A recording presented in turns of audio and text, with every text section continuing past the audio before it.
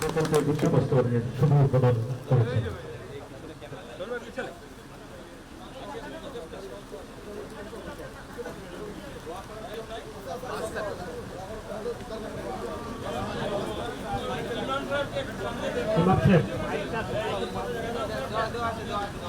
এ পর্যায়ে ধোয়া পরিচালনা করবেন জনাব মোহাম্মদ আসজাদ আহমেদ, খতিব হযরত শাহজালাল রহমতুল্লাহ জামে মসজিদের সম্মানিত সুধীমণ্ডলী। এ পর্যায়ে মোনাজাত পরিচালনা করবেন জনাব মোহাম্মদ আসজাদ আহমেদ, খতিব হযরত শাহজালাল রহমতুল্লাহ জামে মসজিদ।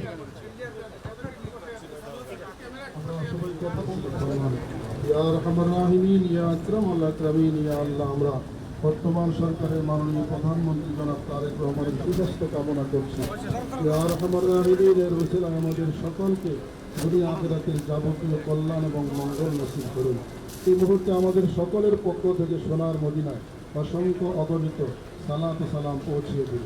ربنا تقبل منا إنك أنت السميع العليم وتب علينا إنك أنت التواب الرحيم وصلى الله تعالى على خير خلقه محمد وآله وأصحابه أجمعين آمين برحمتك يا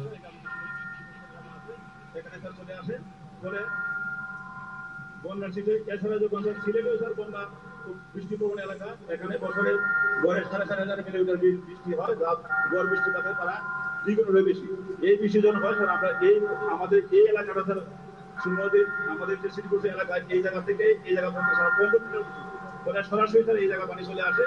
এই 15 মিটার তো উঁচু আমাদের উত্তর অংশ যেটা আছে এখান থেকে এই সুন্দর নদী পার করা 15 মিটার উঁচু স্যার। এই এখানকার বৃষ্টিপাত এবং চেরাপুঞ্জির বৃষ্টি এই দুইটা মিলে যখন হয় তখন এই বন্যাটা আরো প্রবণ আকার ধারণ করে।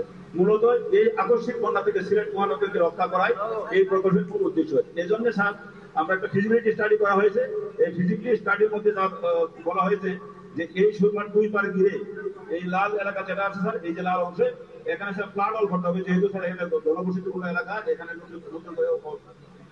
রাস্তা করা যাবে না। আর এই সবুজ অংশ যেগুলি আছে স্যার এখানে স্যার এমব্যাঙ্কমেন্ট যেগুলি আছে এই এমব্যাঙ্কমেন্ট উঁচু করা হবে।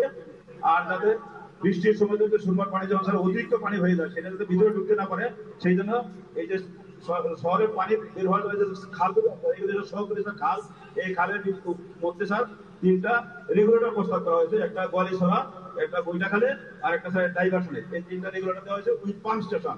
অতিরিক্ত বৃষ্টি যখন হবে তখন স্যার পাম্পিং করে সুরমার মধ্যে পানি বের করতে হবে আর ব্যাকফ্লো যাতে হতে না পারে।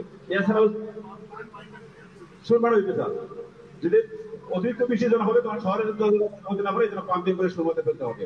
আর স্যার ব্যাকফ্লো হতে না পারে তখন রেগুলেটর কত থাকবে।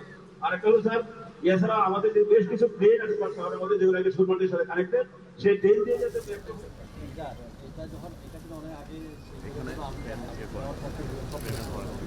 কিন্তু প্রবলেম যেটা আপনি ঠিক বলছেন এখানে যে ইন্টারভিউ যে জায়গাটা হচ্ছে এটা সব এনটিসি এবং ইউনিয়ন বাগানে এরা জমি করতে দেয়, এই হলো একটা। আর এই যে সাইডে আছে এটা অধিকরণ করতে অসুবিধা হবে না, কারণ এটা এমনি নয়। স্যার এখান থেকে ওই দক্ষিণ সীমাটা স্যার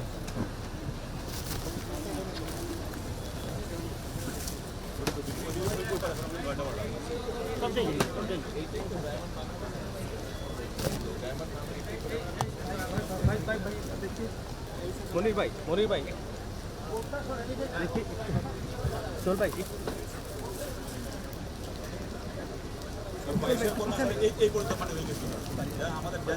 তার একটু এদিকে দেখুন খালেদ ভাই